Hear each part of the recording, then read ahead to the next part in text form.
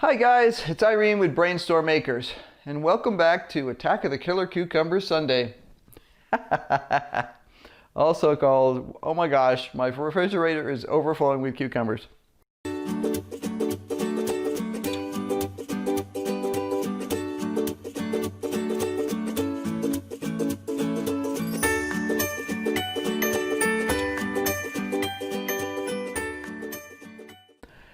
Now, we've already done Tsunamono and Tatsiki. Now, boy, pretty international today. I hadn't even thought about that. Now what I'm going to do is something different than most of the pickles we make. Most of the pickles we make are soaked and cooked in slightly a vinegar brine with spices. But there's one that I make that is different, and it's a gherkin. This is a multi-day process, so I'll be popping back multiple times, probably wearing different outfits, because I think this takes about 5 days to get started. So, day one.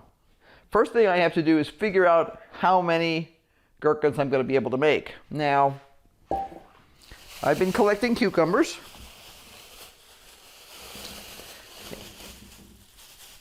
And these are national pickling cucumbers from the garden. They're just cucumbers.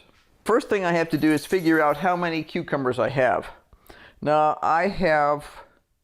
these are all the cucumbers that I specifically grew for pickling. We also grow the English hothouse cucumbers, but they're different, although we are going to be using them for pickling too. But for gherkins, I wanted specifically to have this type. Now, I have a whole range of sizes here. Most of the cucumbers I pick from the garden. I pick about this size. But when I'm going to do gherkins, I pick them smaller. I pick them anywhere from that size down to about that size, because gherkins are little pickles. And so my first task this morning is to actually sort these and figure out how many pounds of these little guys I have. And that will determine what my recipe is. So let's get these sorted. I think that's it. Sort of odd trying to decide exactly where the cutoff is going to be in terms of size. So let's zero the scale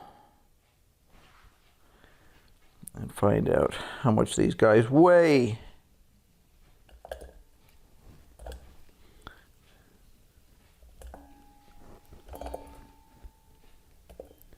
I am taking off some of the stems and stuff because I want to have a pretty good approximation of how much I have there. Okay, that gives me right about a pound. Easy peasy. The original recipe I have is for a huge quantity. And I suppose they're doing a huge quantity because this is a multi-day process. But there's only two of us, and there's only one of us that eats cucumbers and pickles. So I'm going to start with a small batch. If we get huge quantities of pickles out of the garden continuing, I might make another one. But let me go do the math, and I'll be right back. What I need is a quart of water and a tablespoon of salt. Doesn't sound complicated. Okay, quart of water, tablespoon of salt. Gonna put the salt in to the pot.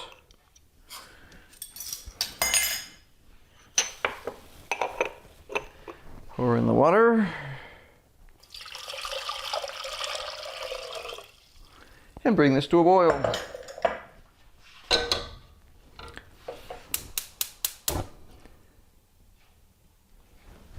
Now, while I'm waiting for that to come to a boil, I'm going to make sure that all my cucumbers are neatly trimmed up.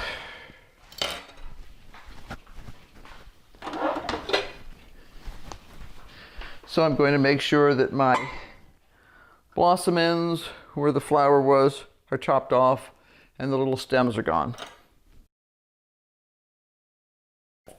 Those are all trimmed. I'm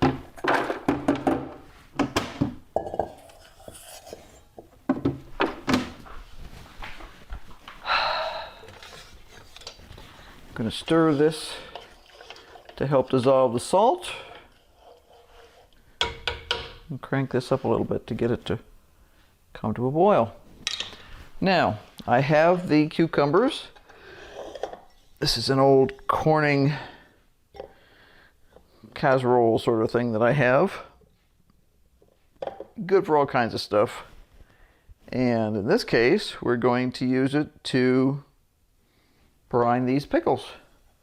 You could use, depending on how many cucumbers you have, you could use any kind of glass container. It should be a non-reactive container, so no aluminum pans or anything like that. I could use actually something like this if I wanted to, and just put a lid on top. You want the cucumbers to stay underneath the brine, so we'll see whether they have a tendency to float or not. The last time I did this with this container, what I did was I put the lid on actually upside down and used the handle to hold down a plate. I'm going to see how these guys float today. I have stones that you can use in a crock, so we'll see how it goes. I may just be able to get away with a plate, but if not, we have backup. And we are almost boiling. That would be a fine plate. You do want to make sure that if you're using a plate like this one is oven, microwave, dishwasher safe sort of a thing. I would be concerned about using anything that might have chemicals that would leach out. So make sure you have a plate that does not have any kind of a lead glaze on it. This is not going to be affected at all. If I have no idea where it is right now, but if I had my old Corel set that it's probably still in the RV, that would be perfect because it's not going to do anything. It's not going to react at all. Okay, the water is boiling now, and I'm simply going to pour this over the cucumbers. Just like that. I'm going to put this guy on top without burning my fingers. Perfect. And I'm going to put the lid on. That keeps out the dog fuzz, the cat fuzz, and any assorted flying critters that might wander through today, which tends to happen when the dogs and cats dawdle at the door. But sometimes I swear the flying critters are sitting outside the door going, okay, she's going to open the door now. And that's all I have to do for day one. So I will see you tomorrow. Hi everybody, it's Irene with BrainStormAcres again. Day 2 of making gherkins. If you remember yesterday, I took my cucumbers, prepped them, and they've been sitting in a quart of water that was boiled with a tablespoon of salt and poured over the top, held in place by a plate. Now, I'm going to rinse the plate off before I use it again. It's a little foamy because what it's actually doing is fermenting slightly. Now I'm going to pour this off here.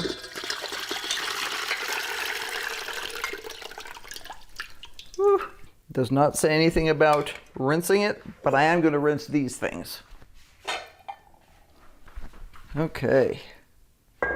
I've just rinsed them. And I'm going to put these back in here. And now I'm going to add, you guessed it, 1 quart of water that was boiled with a tablespoon of salt. It's right here on my stove. I'm going to bring it up to a boil again. I ran it down to simmer because it was really boiling.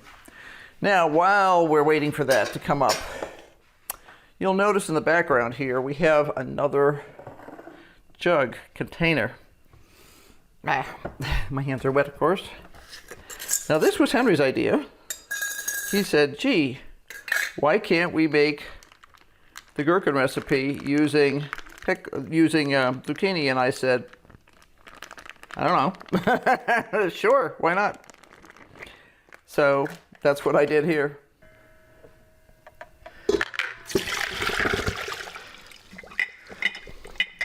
Now, what I'm going to see if I can do today is switch to a smaller jug.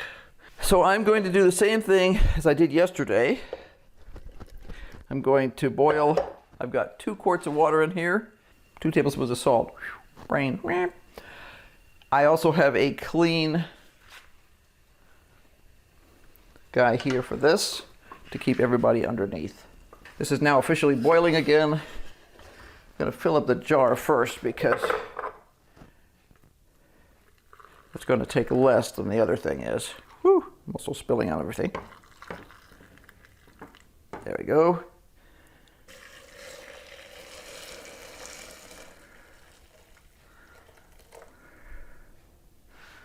And there we go. I'm going to, for the jar, the advantage of using the jars is you can use one of these little guys. I'm going to overflow this. I know that I'm not going to worry about it because I have to clean up the counter anyway. There we go. And then this guy will get the rinsed plate.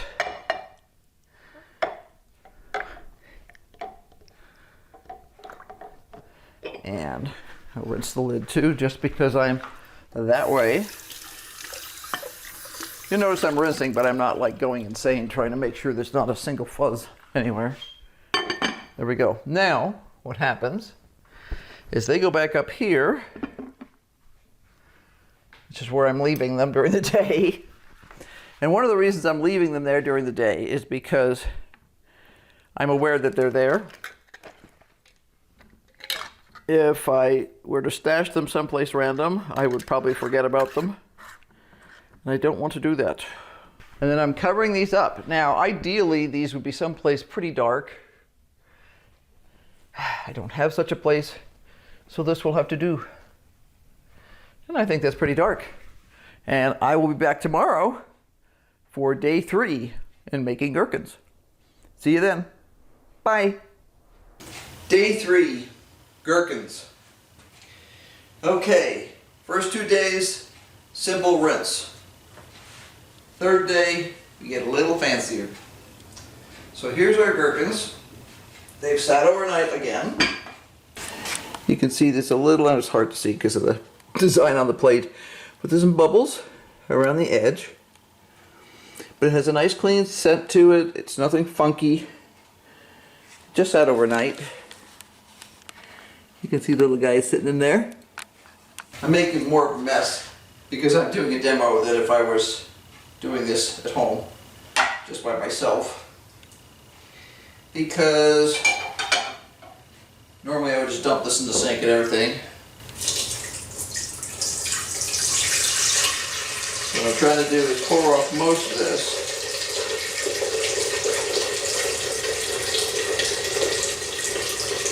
And then I'm going to dump the rest of the colander to drain. And I'm going to start the brine. Now, the previous 2 days, the brine was just water and salt. But now we're getting fancy. Now we're getting into the serious stuff. So I'm going to dump these guys in here so they can continue to drain. And get rid of this. Now in the future we're going to be saving the brine, but not today. And I'll rinse all this stuff off before it gets used again. I'm going to make the brine now while this drains some more because I want to make sure it's really drained. And the brine today is 3 cups of sugar, 3 cups of vinegar, and a half a teaspoon of turmeric to start with. So 3 cups of sugar, Usually we realize sugar lasts us forever, but during canning season, it does not last us forever because we're doing all kinds of messy stuff. 3 cups of sugar. Got it.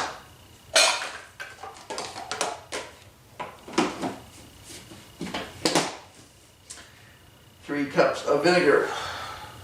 2. So 3 cups of sugar, 3 cups of vinegar, half a teaspoon of turmeric. This gives a lovely color. It's one of those annoying shake-only tops. I think I have to take it off. Okay, half a teaspoon. There we go. And in addition to that, we're going to put in a spice bag. And in that spice bag, we have 2 teaspoons of celery seed, 2 teaspoons of pickling spices, 2 cinnamon sticks, and a half a teaspoon of whole allspice. Now, these are simple little muslin bags using organic cotton. I picked mine up at World Market, I think, which is called World Market Cost Plus, whatever the name of the place is. Depends on what state you're in. All you're doing is it keeps all of your spices in one spot. If you didn't have this, you could just tie it in a little towel or a little cloth. If you have large tea eggs, you could also use those. The whole point is, this is going to sit in here. I've got to show you this. This is cool. Remember, I just dumped the turmeric in there. Looks like an art project. You can see a slight swirl, and it created this cool design. Over time, it'll spread through the whole thing, but that's going to be gorgeous. So we have our spice bag. All we're going to do is drop that in. You can reuse these. You just need to wash them good. Some people just toss them because they are very inexpensive. I think they come in packs of 3 or 4 for just $1 or $2. So your choice as to whether you reuse it or just toss it. While that is heating, because we have to bring that to a boil, same as we have for everything else, we are going to do something strange with these cucumbers. Now, what we're going to do is rinse the container that they sat overnight in them first. I want to be able to put them back in there. I'm going to take a fork and I'm going to stick this little guy. Fortunately, we don't have to do this when we do things like kosher dills, or I'd be really in trouble and spend my whole day poking holes in things. I'm thinking I might actually switch this to a jar similar to the one I used for the other one. There was the gherkins in progress. They did fit into a jar, so I was able to ditch the big thing. Now, I've got the brine sitting here. What I need to do is I need to do the other half of this project. I think of this as Henry's project because this was his idea.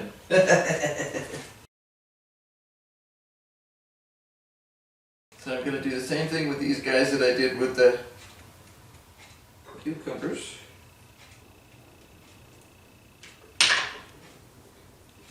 Okay, there we go.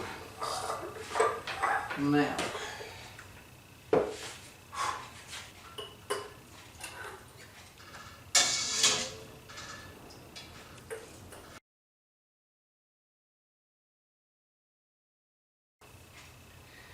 okay, and what's going to happen is this bag is actually going to hold everything under the brine. It's going to be awesome. Now, what I did, because I realized I'm doing 2 batches, so that makes it awkward, is I created a second one. Just want to keep them clean. Worst case, I'll put a cloth with a ring on it or something like that. And these stay overnight. So, come back tomorrow and we'll do day 4. See you then. Bye.